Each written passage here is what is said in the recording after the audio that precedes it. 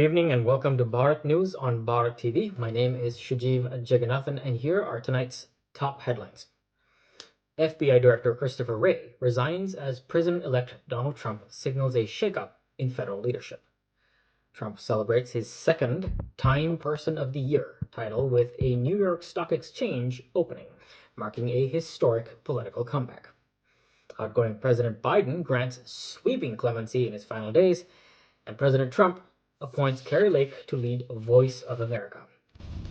Indian visa applicants see hopes as the U.S. visa bulletin highlights progress, and in Indian news, the cabinet clears the One Nation, One Election bill, and Parliament gears up for a crucial constitutional debate. Security concerns are rising in the Indo-Bangladesh border amid political unrest, and chess prodigy Gukesh Dommaraju becomes the youngest world champion. Meanwhile, Adani Group's rejection of U.S. funding for a Sri Lankan port alters regional dynamics. And in international news, Russia's push for an international internet sparks global censorship fears. So let's dive right into the news.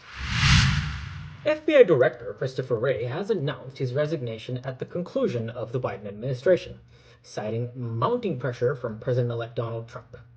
Trump, who appointed Wray in 2017, celebrated the move on Truth Social, describing it as a great day for America.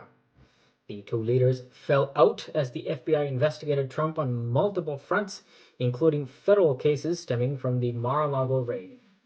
Trump has pledged to replace Wray with Kash Patel, a loyalist known for his alignment with Trump's agenda.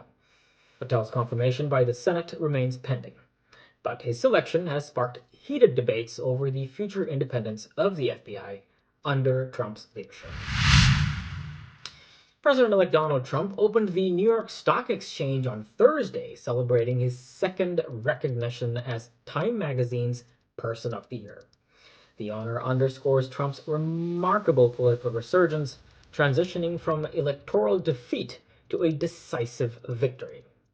Accompanied by his family, Trump addressed a cheering crowd, pledging expedited approvals for billion-dollar infrastructure projects and hailing his administration's economic agenda.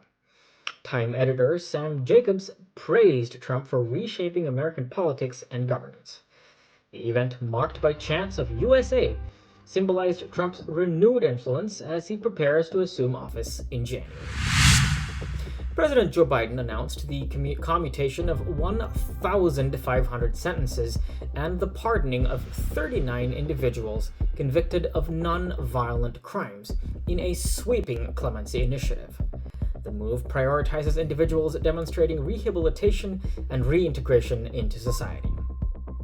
The decision also includes a full pardon of President Biden's son, Hunter Biden, a move that has drawn both praise and criticism. Supporters view it as a compassionate final act, while detractors argue it could overshadow Biden's legacy. The clemency marks one of the president's last major actions before the transition of power to President-elect Trump. President-elect Trump has named former news anchor Kari Lake as the new director of Voice of America, signaling a transformative shift for the federally funded broadcaster. Lake, a staunch Trump ally, pledged to amplify American values globally while combating misinformation. VOA, which broadcasts in over 40 languages to a global audience of 354 million, faces renewed scrutiny under Lake's leadership. Critics question her objectivity, citing her vocal support for Trump policies. Trump's selection of Lake reflects her broader strategy to realign U.S. media influence internationally, with additional appointments expected in the coming weeks. The U.S. visa bulletin for January 2025 offers progress for Indian green card applicants, addressing long-standing backlogs in employment-based and family-sponsored categories. With over 1 million Indians awaiting permanent residency, the changes bring cautious optimism. The employment-based backlog, projected to take nearly 2 centuries to clear, highlights systemic challenges. The growing influence of the Indian American community, now 5 million strong, underscores the importance of these reforms. Analysts view the bulletin as a step forward, though significant work remains to address immigration delays comprehensively.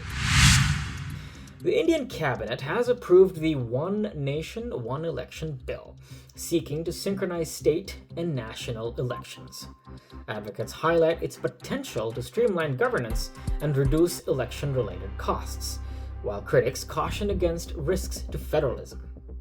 The bill reflects Prime Minister Narendra Modi's push for bold reforms, sparking debate over its implications for India's democratic framework. And as the nation prepares for possible implementation, the proposal marks a pivotal moment in shaping the country's electoral landscape. A landmark debate on constitutional amendments is set to commence in Parliament, focusing on governance, fundamental rights, and structural reforms. The session promises spirited discussions as lawmakers deliberate on aligning India's foundational principles with contemporary challenges. Analysts expect this debate to address critical issues, including judicial accountability, federal dynamics, and the balance of powers. The outcome will shape India's democratic trajectory, underscoring the importance of this historic session. Political instability in Bangladesh has exacerbated security challenges along the 4,000-kilometer Indo-Bangladesh border. Force sections and advanced drone deployments from the Bangladeshi side have raised alarms over infiltration and smuggling. Indian security forces, stretched thin during the election season, struggled to address vulnerabilities. Intelligence reports highlight the potential of extremist activity, prompting calls for immediate action. Strengthening border infrastructure and dismantling trafficking networks remains a critical priority for India's national security. Indian chess prodigy Gukesh Dommaraju, 18 years old, has claimed the title of youngest undisputed world champion, defeating China's Ding Liren in a historic match. The 14-game event showcased Gukesh's strategic brilliance, culminating in a decisive victory. Following in the footsteps of Viswanathan Anand, Gukesh triumphs cements India's dominance in global chess. The teenager's achievement is celebrated as a testament to his resilience and tactical ingenuity, inspiring a new generation of Indian players.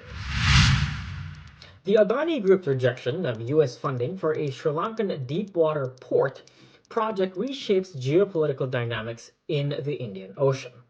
The $553 million U.S. loan was part of a broader strategy to counter China's Belt and Road initiatives and to strengthen U.S.-India cooperation.